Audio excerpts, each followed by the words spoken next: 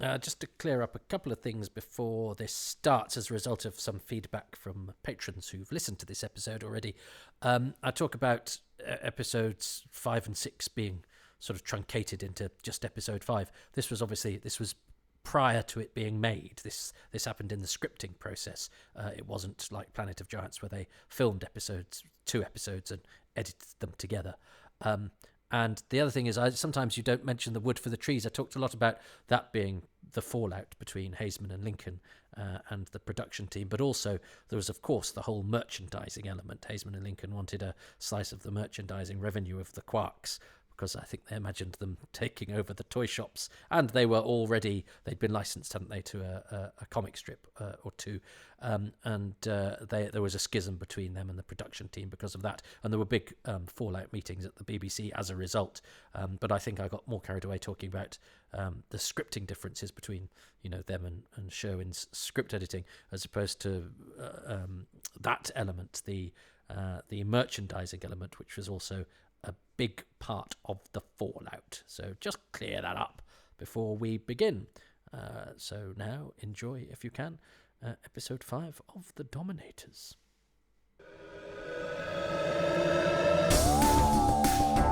Welcome to Happy Times and Places, a positively inclined Doctor Who episode commentary podcast in which I, Toby Haydock, am set the task of accentuating the positive about a nominated Doctor Who story and then seeing if I can guess what my guests' favourite things about it are. So, I'm Andrew Smith. I'm a writer, and in relation to Doctor Who, I wrote Full Circle, and for the last 10 years plus, I've contributed several stories to the Big Finish audio ranges for Doctor Who and other titles. So, Toby, for my contribution to this excellent series of yours, I've selected The Dominators. Well, welcome back, everybody. It's time for the 5th, originally not planned to be final episode of The Dominators, but it is. It was originally planned as a 6-parter, and it got edited down to 5. Particularly the last 2 episodes were sort of amalgamated into one part, I think, pretty much. It was a bit more complicated than that. But anyway, let's look at the whys and wherefores. Maybe we won't. Maybe I will just react to what I see. Rather sadly, as I've been doing The Dominators, or as The Dominators have been, we've actually lost 2 key members of the team. So Henry Lincoln, as I record this, not only a month or so ago, the last 60s writer remaining died, and now in between episodes 4 and 5 of this, Kenneth Ives, who in the previous episodes you'll have noticed I talk about in the present tense, has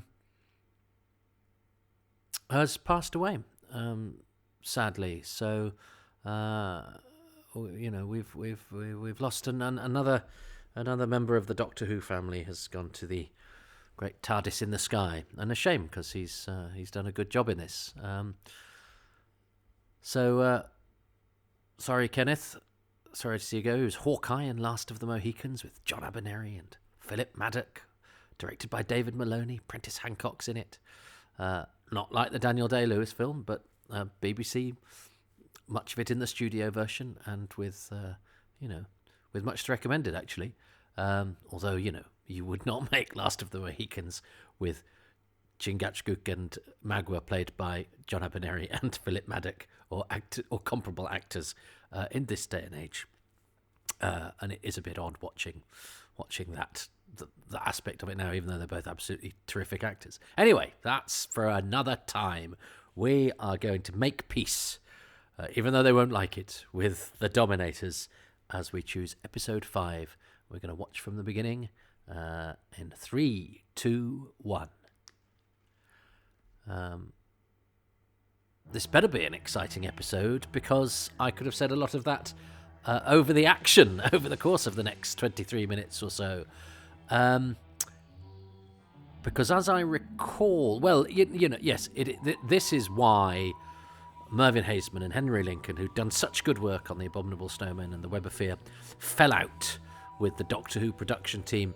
I remember I was too young to understand, and there was a Doctor Who winter special, summer special magazine that interviewed all of the producers, which was the last thing I wanted. I mean, now, what an amazing thing to have done. Alexa, Volume 4. And Derek Sherwin said, we lost an episode of The Dominators, and I immediately thought that meant, oh, they lost an episode, as in lost episodes, which means they must have subsequently found it, because they've got all of the... He didn't mean we lost an episode of The Dominators in the sense that it became a missing episode. He meant in the course of the production, we lost an episode, i.e. we decided to knock it back from 6 to 5. It wasn't just that, because I've seen some of the paperwork. It was also, there were arguments about merchandising and things like that. The Quarks were set to be the rivals to the Daleks, and I think Sherwin had got his eye on some golden opportunities for the BBC, and Haseman and Lincoln had their eye on, a similar deal to that which Terry Nation had benefited from. As it was moot, because the Quarks were never going to quite take off in such a way. But it certainly looks like Sherwin could have handled it better. And anyway, it means Norman Ashby, the name, I think, of the fathers-in-law, an amalgam of the name of the fathers-in-law of Haseman and Lincoln. Johnson Bailey is not in studio this week, so yes, I think is it John Tucker is the body extra, although you can't really see it, and obviously we see him on Johnson Bailey on film from last week getting killed because the reprise from last week is played in from film. And it one does get the feeling. I mean, I'm sympathetic to Derek Sherwin in the sense that that was another episode ending where Toba is being unnecessarily sadistic and wasteful, and the way that our heroes escape from the terror they are facing is for Rago to walk in and go, "Stop wasting the batteries, you moron," and Toba to go, "Oh, bloomin' heck." So, I mean, I can't imagine that a sixth episode of The Dominators, unlike Abominable Snowmen, which really kicks off in episode 5, although the Web of Fear episode 5 is a bit tready watery. I think the Great Intelligence says, I'll give you 20 minutes. And actually the episode takes 25, so if it's 20 minutes, it's 25 minutes. But it's still great. I love the Web of Fear. I will hear no word against it. I think it's a magnificent story, and I think their stories are sort of gutsy and action-packed. And this isn't quite the same. I don't know if it's because of the look of the thing. It's easy to be sort of tough and gritty when you've got soldiers running about. That's why I'm always surprised at how tough and gritty Abominable Snowmen is towards the end, because I don't expect that so much from monks. I don't know why. But I certainly don't expect it from a balding man in a curtain, much as I love Arthur Cox. But I think all the Quarry stuff really works. But I've got to look for two things, of course. And I mean, this is a nuclear shelter, isn't it? That they're in, and that I like it when the theme of the story provides a setting or a plot point. So this is about pacifism as a result of nuclear war, which is something in the air very much in the late 1960s. So again, it's odd that they set it in such a sort of far away, unidentifiable place. I suppose because they want to create a new society for us to watch and consider the morals of the piece through the lens of these, this pacifist society, which you couldn't do if you set it on Earth, certainly not contemporary Earth. So you can see why they do that, but it does mean that we're sort of a step away from the Dulcians, and we're slightly askance at their sort of rather fey hopelessness. But but that said, this is a story looking at the peace movement in the 60s and doing an unusual thing for Doctor Who. Instead of being awash with sort of liberal subtext as Doctor Who so often is, and I think it's really interesting in that regard, and I think it's a legitimate use of Doctor Who to put a different point of view. And much as I was very angry with the story for doing this back in the day, I think its greatest crimes are not actually the rather reactionary attitudes of the writers, which nonetheless do have a practical thing that liberals like me have to wrestle with and go, well, actually, pacifism is all well and good, but what do you do if to an aggressor then? And I that's a really legitimate thing to raise within Doctor Who. But what I like about the fact that they have the nuclear bunker is that aspect of the storytelling and the plot and the practicality of the unraveling of the story is that they're hiding in a location that is linked to the nuclear aspect of the story, and I like that. It's not just a random place that they found to hide out in. It's a nuclear shelter, which takes us back to the beginning of the story, where the Dominators are coming and soaking up the nuclear energy, and Balin and his lot are learning about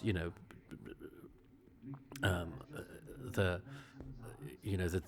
dangers of nuclear fallout, and Cully and his lot are on a dangerous escapade to the island that's full of death because of the nuclear fallout. So it's all, I like all of that.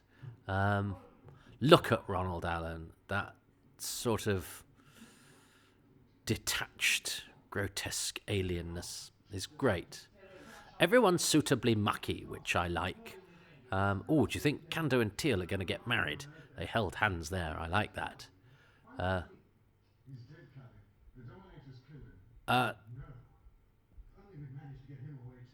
And it's a bit clunky, that dialogue where they go, "Oh dear, Balin has died. What a shame." But so often in Doctor Who, and I picked up the seeds of death for doing this. If somebody dies and somebody else doesn't see, nobody's really that bothered, and they don't even acknowledge it. But it's quite nice that they at least emphasise that one of their number has been brutally murdered, even if they did deal with it in a hey kids, we didn't manage to save that old man from getting repeatedly shot to bits by malevolent boxes. Oh, what rotten luck, everybody. I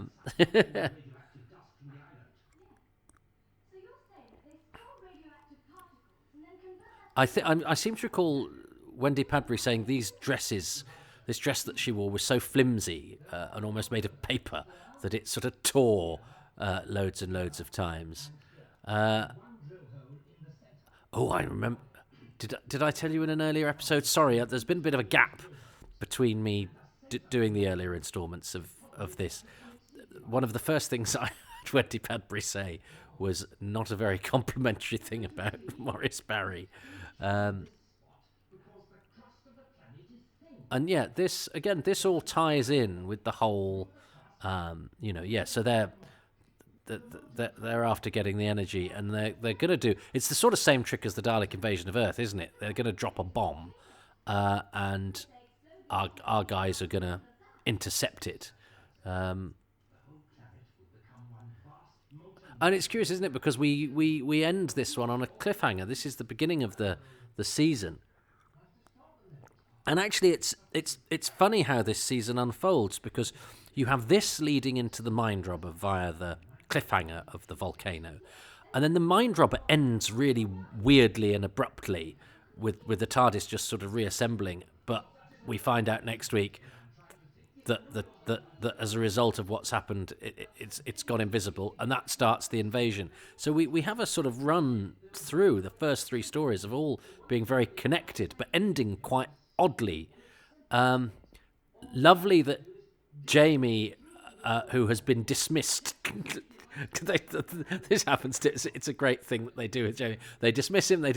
He comes up with a brilliant idea, and then he goes, "Oh, it's probably a rubbish idea." I love that. That's a glorious Jamie bit of business, and and I have to say that there aren't many things I like more than Fraser Hines going, eh? He's Fraser is never far away from a gag or a pun. He's a man of real patter, and he manages to put that into Jamie, and yet I always believe him as Jamie, even though I think there's a bit of cognitive dissonance. Is that in that you. I don't know. Do I kind of know it's Fraser Hines rather than what a Jacobite from the Battle of Culloden would really be like? Because there's a certain point fairly early on. Rob Shearman identifies it in when we're doing. Oh, look at that! That's quite funky. When we're doing Running Through Corridors, the burning torch in the wall. Love that. Beautiful lighting there, and cutting onto film to have the sort of. The cutting. It's an ordinary screwdriver that burns a hole in the wall.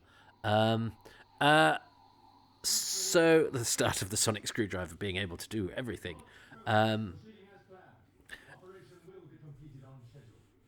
don't know if that is the sonic screwdriver, is it? I was talking. But he said it looks like an ordinary screwdriver, didn't he? Anyway, too late. You know. Oh, they burnt through that pretty quickly.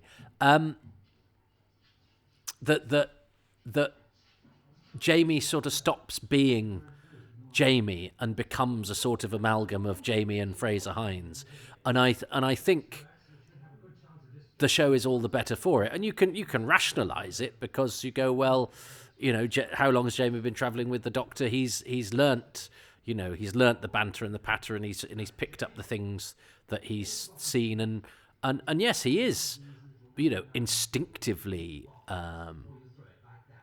reactive and sometimes intuitive, and he improvises and he comes up with solutions. But he's also a bit thick, and I quite like that. And I love the fact that Troughton enjoys chucking things around and causing explosions. The sort of glee that he has. He's a little miscreant. Is Troughton. Top marks as well to the fact that we've cut straight from the action in the bunker. We don't see Jamie and Cully going out and having a preamble. We cut straight to them charging down a hill, behind some quarks. So straight into the action. No need for, the sort of segueing from, one scene to the other. But yes, Troughton is like a sort of oik at school, isn't he? who takes great delight in sort of chaos and destruction, and that's very, very charming. Troughton does it very well. I'm loving all these. Oh, poor old Quark is gonna blow up. Love that. It's not quite blown up. This is terrific stuff. This is the sort of stuff that if I was a kid in the late 1960s watching Doctor Who, I would have lapped up all of this. Although looking at that, the continuity between, because that was a shot of 3 quarks and then it was just one blowing up. I'd never noticed that before. But anyway, if I'd been a kid in the 60s, this stuff of, having a little test tube that's something you can sort of imitate at school, and hurling it around, blowing up the robots. You see, Toba, you've been told so many times not to waste energy. You're finally obeying orders, and actually, that's the great irony of this, is that's the worst thing he could possibly do at this point. Uh, you finally learn that the moral of the story is here: if your leader encourages you not to be sadistic and not to enjoy killing your enemies, when you finally, that's a brilliant shot, and that's a wonderful, natural set, that those peaked. Whether it's rocks or sandbanks or whatever, it's really unusual. It's not quite like a normal quarry. Those peaks, they're glorious, and I think the story really benefits from all of this location stuff. But yeah, if you finally turn your back on sadism, all your plans are going to go to hell, and actually you should have done all that killing and wastefulness, because as soon as you stop, your plan will fail.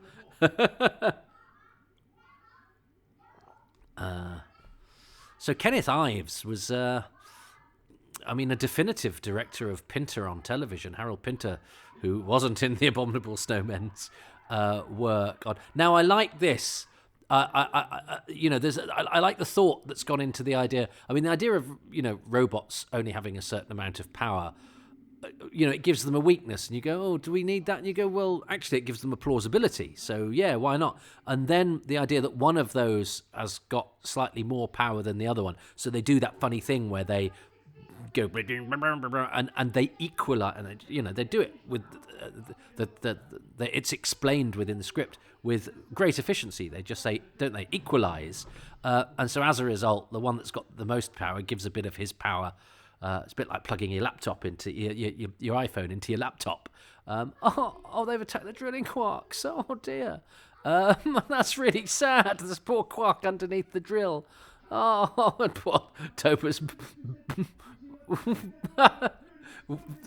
batting his hands, dusting his hands, and he's finally lost it with Ra, going, oh, see, you keep telling me not to do anything.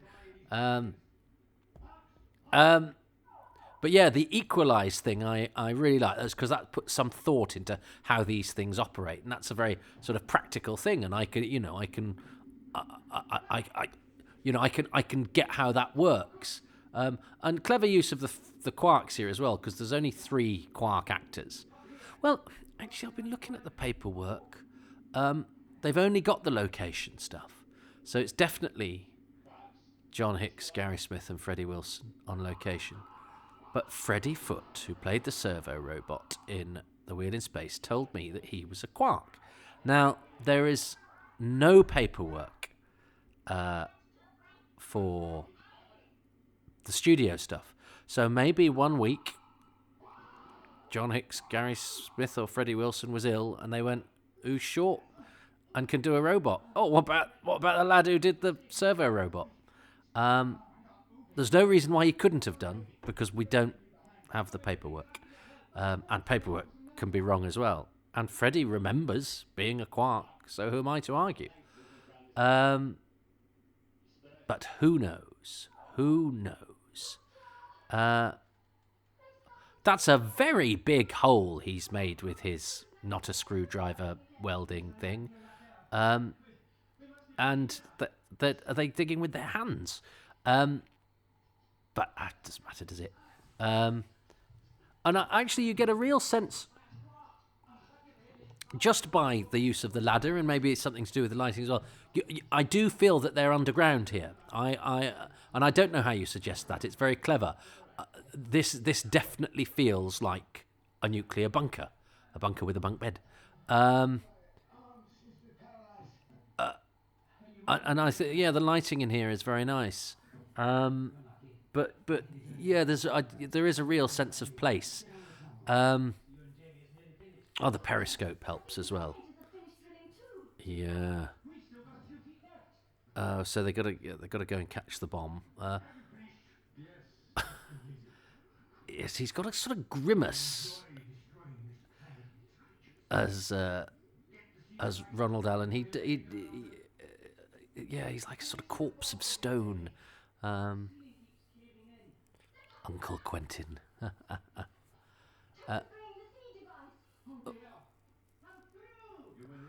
So Troughton was getting a bit cross with the role at this point. I know that Paddy Russell said that she'd spoken to him many years later and said, Patrick, I've always liked working with you, but I spoke to a few people who worked with you when you were on Doctor Who, and they said you were hard work, and he said I was just knackered, and that's why he's not on location here. That's why the Mind Robber episodes are only very short, 19, 20 minutes, I think, or 20, 21 minutes. But of course, episode 1, because it replaces episode 6 of this, has to be cheap, and so only really has the 3 regulars in it. So they go, yeah, these episodes are really short, and then Troughton goes, yeah, but it's all us. Come on. So I know they really, I think he was really exhausted, and was not happy this year, but he never stops acting his socks off. I mean, how can you take your eyes off that face? But it means we can have fun with. I would be very interested to see, because the film is slightly out of phase, so I don't think it's as blatant a shot of his face as sometimes legend has it. But let's have a look. It is, as I say, an interesting curio that here he is. So this is not Patrick Troughton. This is an out of phase Chris Jeffries. Now, and of course, because the film would not have been out of phase in the original broadcast for the uninitiated, and forgive me if I make a hash of this, I am reporting what I'm told by my friend Peter, who explains to me how these technical things work. Something happens when we copy stuff over to the to preserve and sell these Doctor Who's. Something happened in the process of making the recordings, is that some of the stuff that is on film, if we don't have the original film, when it's transferred over to videotape and back again or something like that, it goes out of phase, which means you get that slightly shaky image, which means it's not as distinct. And there's no rules, apparently, as to why some film sequences are in phase and some are out. And that particular film sequence is out of phase. So we don't quite get as good a look at the Doctor's face, even though it's there on camera. So, that's interesting that they didn't even sort of try. The camera shakes a little bit, certainly as he gets close, it shakes and it lowers. So there's a vague effort to disguise the fact it's not Doctor Who, but not much of one. And there we have it. So the Doctor's put the bomb on the Dominator ship, and Rago's last word is obey, which is what we've been telling Toba to do for the whole thing. And then it ends rather quickly, doesn't it? Because, it's not far. So that shot of the Doctor running across the planet, that's really not very far from the end. I'd sort of anticipated a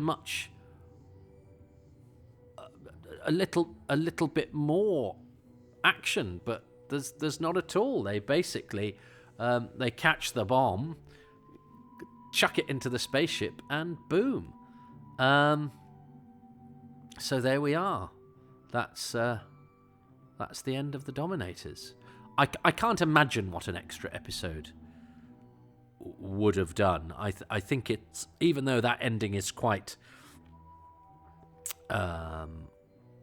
sudden, and there's none of your usual sort of set of goodbyes or an apposite coda to reflect on what we have just seen. It's there's a volcano, let's go.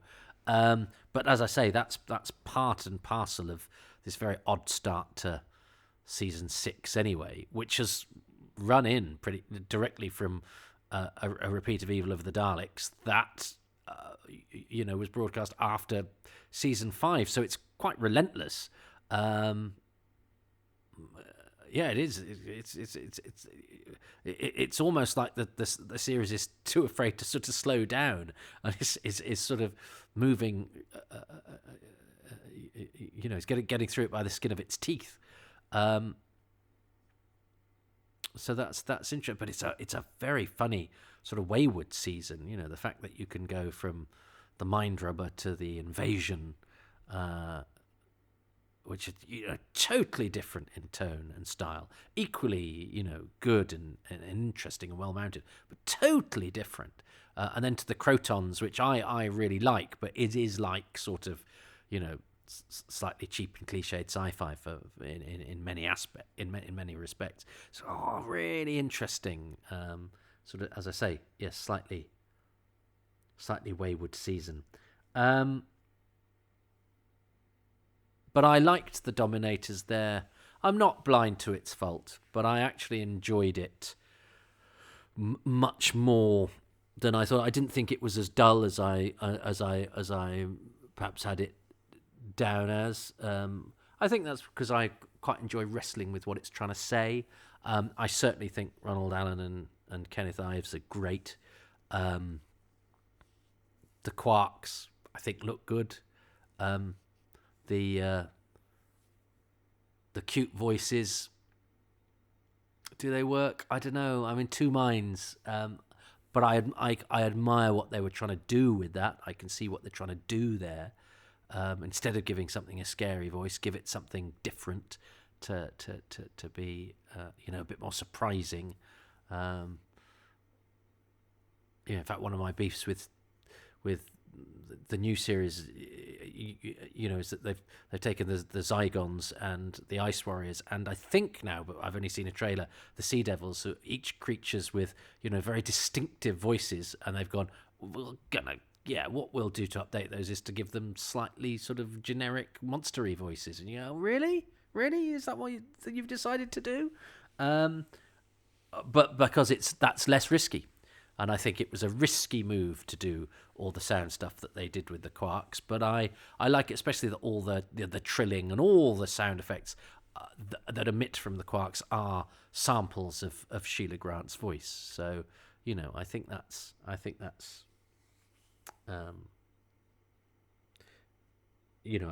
laudable in intent. If I'm not 100% sure of the execution. I think my favourite bit from episode 5, when it's a toss-up between Jamie being dismissed, then having a great idea, and then dismissing it himself. I really like that. Or Troughton's glee at the explosion. Because my overall thing, I'm going to do it in the wrong order now, my overall thing, which I think is hands down the best thing about the story, is Ronald Allen as Rago. I think he's brilliant. I think he looms over the thing cadaverously, and he's got a better part than Kenneth Ives. I don't think Kenneth Ives does anything wrong, but Tober is there to be, slightly annoying. He annoys Rago, and slightly sort of stupid. He does the hot-headed stuff that his commander has to rein in. And those characters are, I think, less easy to make menacing than the leering commander type figure. So it's no disrespect to Kenneth Ives. And as for the Dulcians, they all do their best, but they're not they're not dealing with the best dialogue, and they're not brilliantly drawn. So nobody does anything wrong, but nobody's going to get singled out as doing super work, because there's not an awful lot to deal with there. But I think Ronald Allen emerges with great dignity. He definitely has an alien thing going on, and I think his performance probably led Ian Marter to that sort of creaking, death-like, visceral depiction that he gives them on the page. I think the springboard for that was obviously something he saw in Ronald Allen's performance, which which has that, risen from the grave kind of,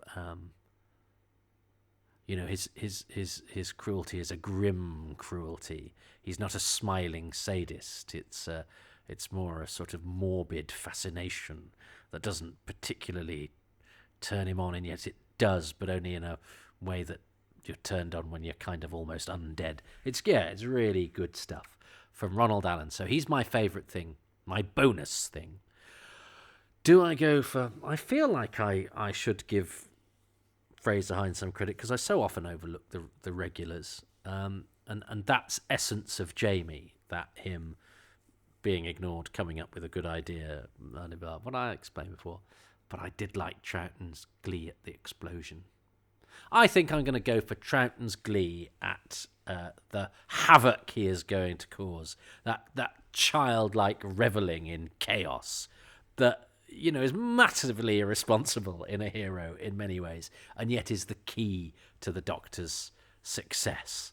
And it's a really careful balancing act, that. And I think that, the Troughton Doctor gets it right. So Troughton's glee at the explosions is my thing for episode 5, and Ronald Allen is as Rago is my thing for the whole thing. Dominators 5, favourite thing and bonus he's done. Okay, so here's my favourite thing from episode 5, and it's the business with Jamie tripping up the Quark with his homemade rope.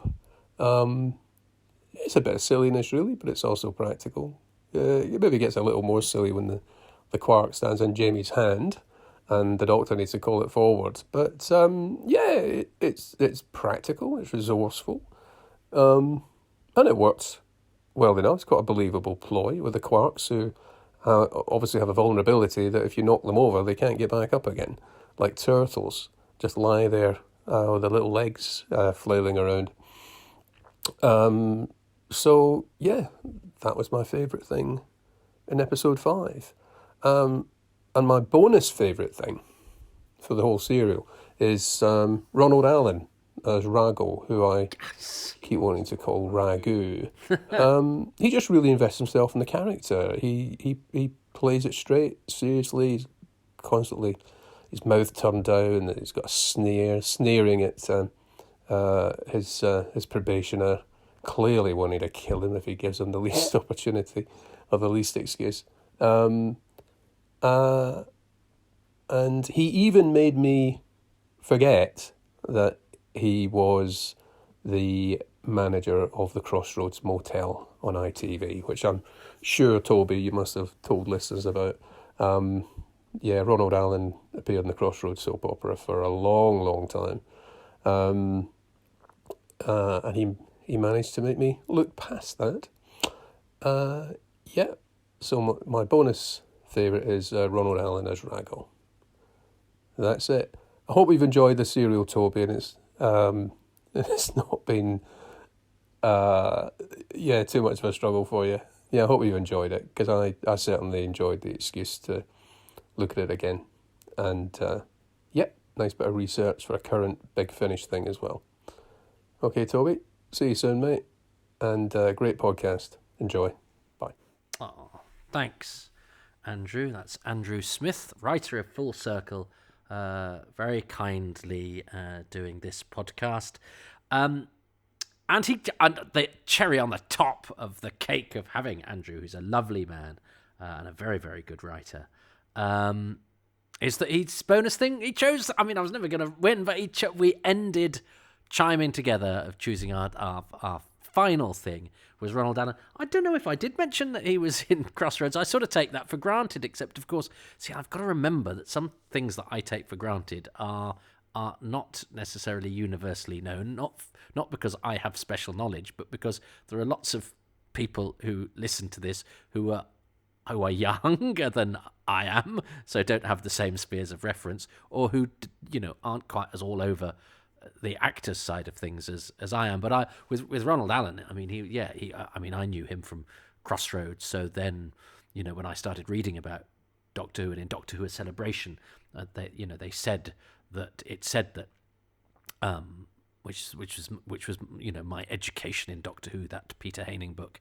It said that the Dominators were played by Crossroads, Ronald Allen and Kenneth Ives, because then it tied it in with the following story, the Mind Robber, which was written by the creator of one of the creators of Crossroads, Peter Ling, and Ronald Allen was very well known, even though we didn't really watch Crossroads. We knew it was there and it was on. And Ronald Allen was David Hunter in Crossroads, partly, and he played that part for a very long time. And I'm sure I did mention in one of the earlier episodes, maybe episode 1, that I remember when Ronald Allen died, my mum said, "Oh, the radio obituary seemed to suggest that he was actually not a great actor." And I remember being appalled that it would do that, especially as I'd already been impressed with Ronald Allen because he'd sent up his image by playing Uncle Quentin in the Comic Strip Presents Famous Five spoofs. So he obviously had a sense of humour about himself. And then I'm delighted to see him in Doctor Who. That downturned mouth. I love the way that Andrew put that.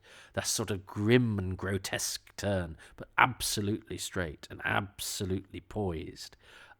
As Rago. And then he comes back in The Ambassadors of Death, and it's a totally different performance and a beautifully underplayed. I love him in The Ambassadors of Death, which has some showy performances too. It's full of good performances, but I really like Ronald Allen's sort of purred, underplayed, pragmatic professionalism that he invests Ralph Cornish with.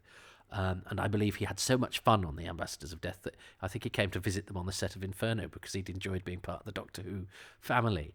So yeah, kudos to Ronald Allen, who, in most history books that decide to include him will be, the guy from Crossroads. But I mean, he's in A Night to Remember, that wonderful Titanic film. It's easy to dismiss an actor because they become associated with one part or a program that is, deemed to be the one that we, cock a snoop at or whatever. But I think Ronald Allen is a perfect example of the fact that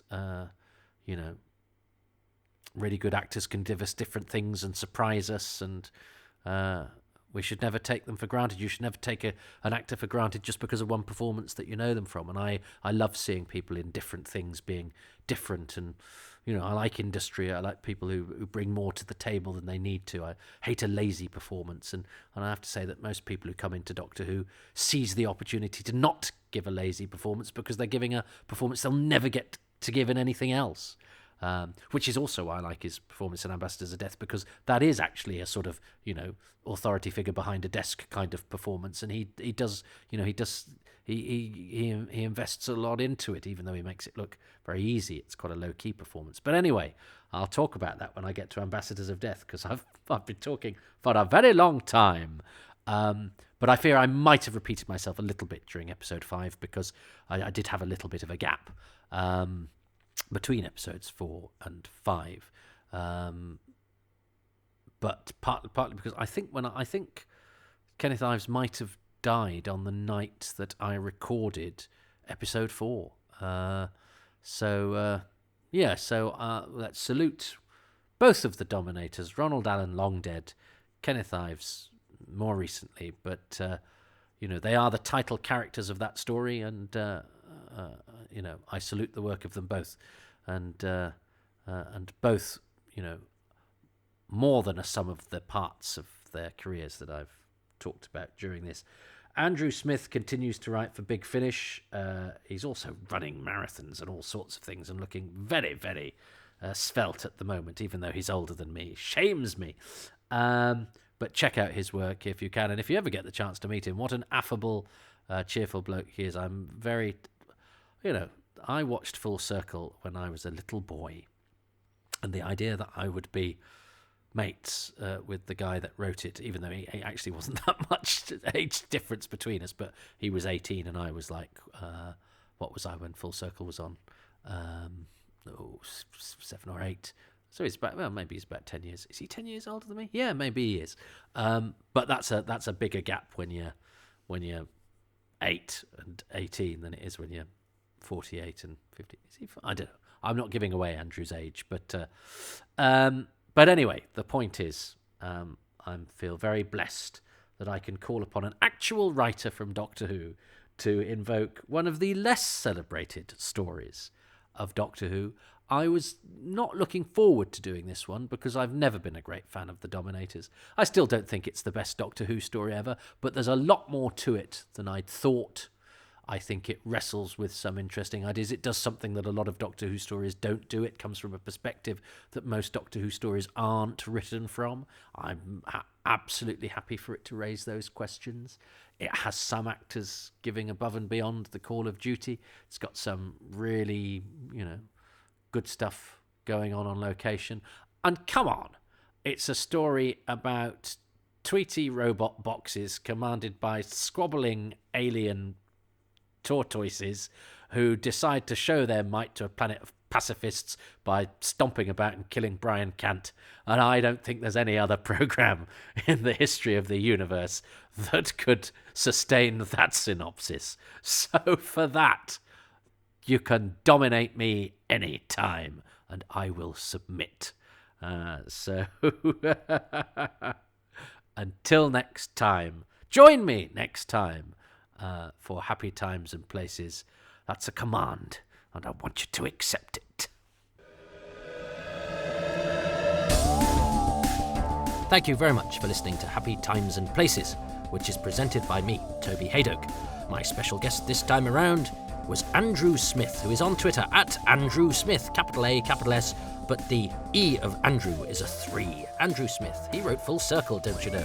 I would like to thank him. I would also like to thank the many patrons who support these podcasts and make them possible, and they include Pete Lack, Paul Gibbons, Brian Sinclair, Fanman Sang, Chris Hyam, Ben Cowdell, Olivia Hayden, Ben Cook, Mary Ann Placati, Phil Mitchell, Neil Little, Andrew Nixon, Jeff Sear, Murray Robertson, Graham Knott, Shanty Day, John Arnold, Sam Hollingsworth, Nathan Martin, Ruben Herfindahl, and Stephen Moffat. And apologies to anyone whose name I mispronounced there. I've got some newcomers.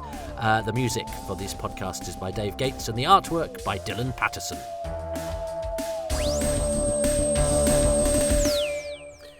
Well, I never thought I'd get through the Dominators with quite as much enjoyment as I did, which is, I guess, what this podcast is all about. And if you enjoy it and you would like to lend it some support, it is through the support of patrons that I keep these podcasts totally ad-free. Did you notice that? No adverts, despite external pressure from, advertising bods on Podcastville. I don't know how it works, but I get emails. And, of course, my bank manager. But anyway, I keep these ad-free because I don't like adverts, so I don't want you to have to listen to them.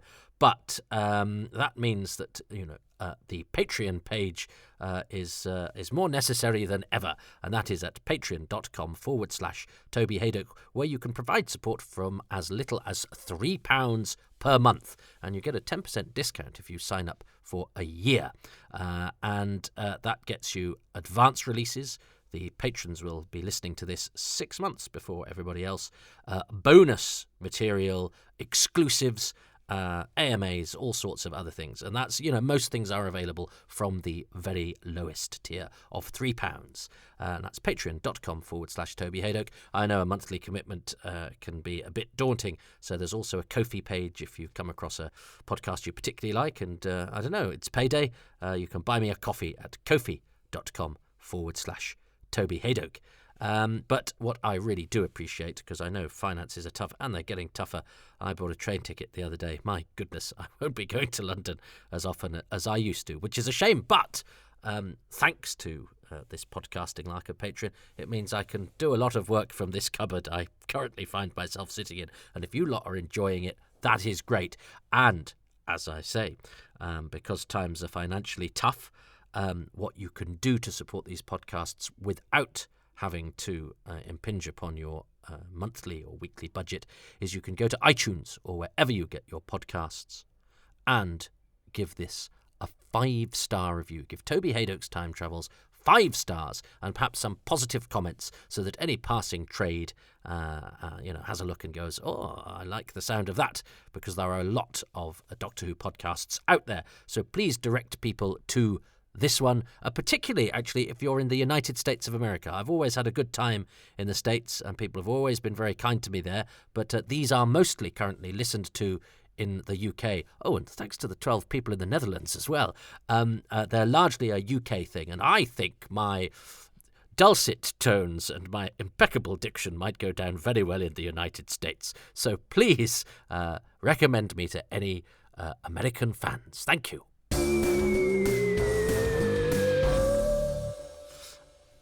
And if you're listening to this when it's released to patrons, I'm running a sponsored run for getting medical aid to the Ukraine. I'm running 10 kilometres. Oh dear, that's not what Doctor Who fans are built for. And I have a GoFundMe page. I've not been explicit about it because I already think patrons give enough. But anyway, I mention it here. And just because I guess if in 6 months' time people are listening and there are still terrible things going on in the Ukraine, maybe they're a better place to be spending any of your spare pennies. And just as you do it, just remember that 6 months ago I ran 10k, and I'm hopefully still alive, unless somebody's putting this out after I've gone.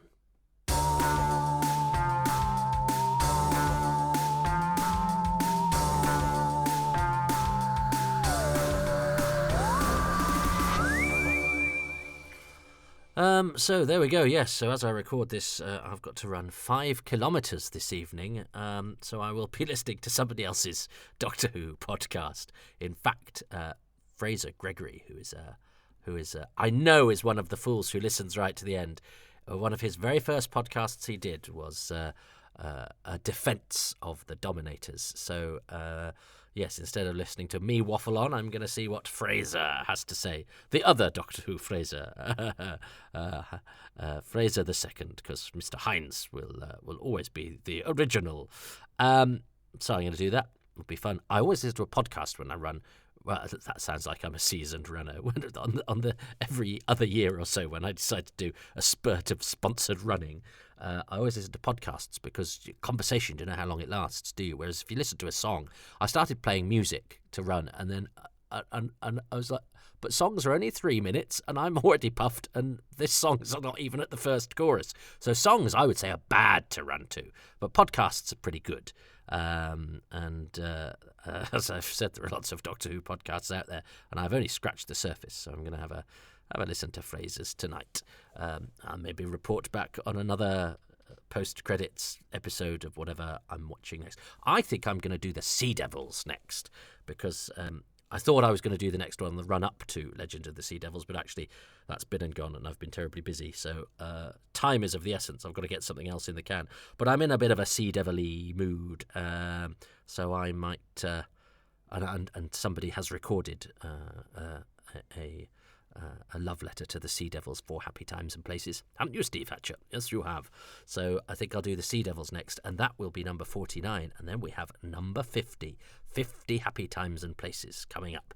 So I'm going to do some special ones, either special milestone stories or special guests for podcasts 50 to 60. Not that anybody's in a special guest. I mean, my guest on this one is Andrew Smith, a genuine Doctor Who writer.